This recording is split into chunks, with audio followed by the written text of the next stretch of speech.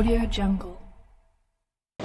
Setelah Rasulullah wafat, beliau tidak wafat melainkan menugaskan para sahabat-sahabat beliau untuk mengemban tugas itu, tugas penyampaian tabligh, menyampaikan kepada generasi setelah mereka. Sampai Nabi bilang, ala falyuballigh asyahidu minkumul ghaibah, hendaknya yang hadir bersama saya menyampaikan kepada orang yang tidak hadir, yang belum terlahir ke alam dunia ini, sampaikan. Generasi demi generasi terus sampai ke masanya kita. Nah, jadi ibadat bukan mengikut caranya kita, tapi apa yang diajarkan oleh Nabi Muhammad. Nabi bilang di dalam hadis, "Shallu kama ra'aitumuni usalli." Salatlah kalian sebagaimana kalian melihat saya salat. Kita nggak melihat salatnya Nabi Muhammad, tapi ada orang yang melihat salatnya Nabi. Belajar sholat dan praktek sholat, melihat Nabi mempraktekkan sholat di hadapan mereka. Sebab di awal-awal tuh Nabi sholat, tahu gak? Nabi sholatnya sampai seperti di atas panggung, ada kayak panggung kecil. Nabi sholat di situ, di ada tempat tinggi dikit, begitu kayak meja begitu. Nabi sholat di atas itu, kelihatan yang lain. Begitu mau sujud, turun ke bawah, turun ke tempat yang agak rendah, mungkin karena tempat itu nggak cukup buat sujud. Begitu mau sujud, Nabi turun ke bawah, sujud, duduk, terus ketika berdiri lagi. Sampai bacaan sholat, Nabi bacaan tersebut dikeraskan bacaannya, tasyahudnya, sholawatnya, zikirnya dikeraskan biar dicontoh. Habis sholat, zikirnya Nabi dilantangkan, dikeraskan biar dicontoh oleh para sahabat-sahabat beliau, diajarkan oleh Rasulullah Shallallahu Alaihi Wasallam. Nabi bilang, "Shallu kama ra'aitumuni." Kalian sholat seperti kalian melihat saya sholat. Jadi di sini ada talaqi, sanad yang nyambung. Dan di dalam talaqi tersebut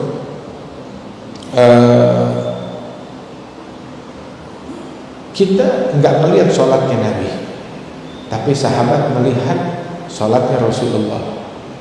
Tabi'in melihat sholatnya sahabat yang melihat sholatnya Rasulullah. Tabi'in melihat sholatnya para tabi'in, dan begitu terus bersilsilah sampai ke kita. Sebagaimana saya melihat sholatnya guru-guru kita, guru-guru saya, mereka melihat sholat guru-guru mereka, guru-gurunya melihat sholat guru-gurunya lagi, terus sampai ke Nabi Muhammad Sallallahu Alaihi Wasallam. Bukan cuma sekedar melihat doang, belajar caranya, tahu seperti apa. Ada salah seorang sahabat Rasulullah yang sepuh di Madinah Al-Munawwarah, dia bermakmum yang imamin salat Sayyidina Umar bin Abdul Aziz.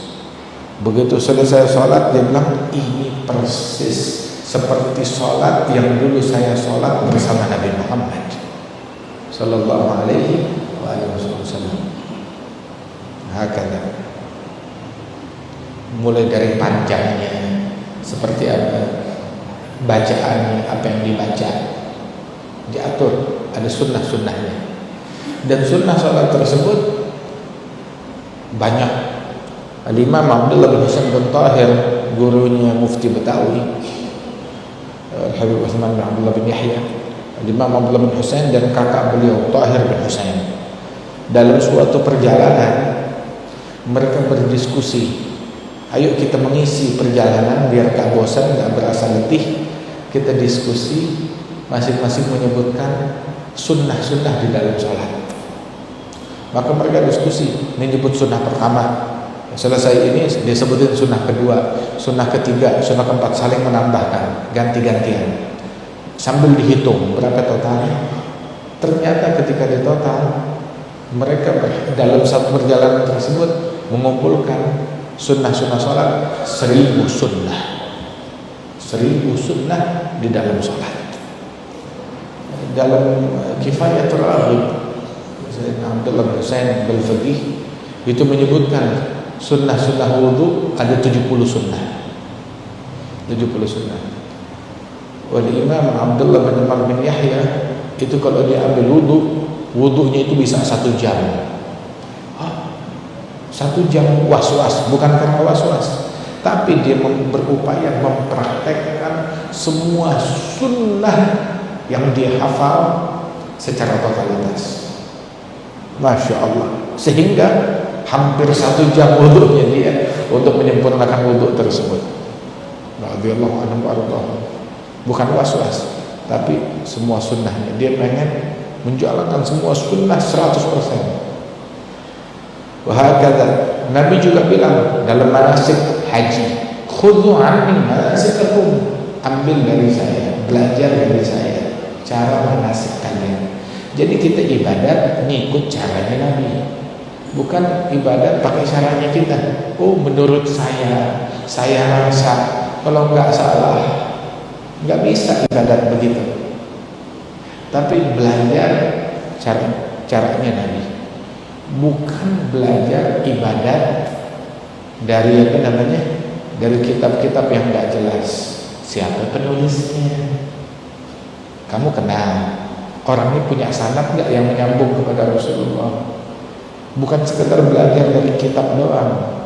Belajar dari kitab bisa sesat.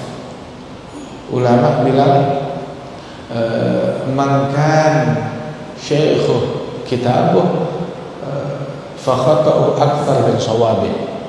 Barang siapa yang berguru hanya kepada kitab, banyakkan salahnya daripada benarnya. Kemudian juga ulama juga bilang man ta'allama min ghairi syekh fa syaitan lahu syekh fa syekhuhu syaitan. Barang siapa yang nuntut belajar ilmu agama tanpa guru pembimbing, maka pembimbing dia, syekhnya dia adalah syaitan. Syaitan syekhnya dia. Tersesat.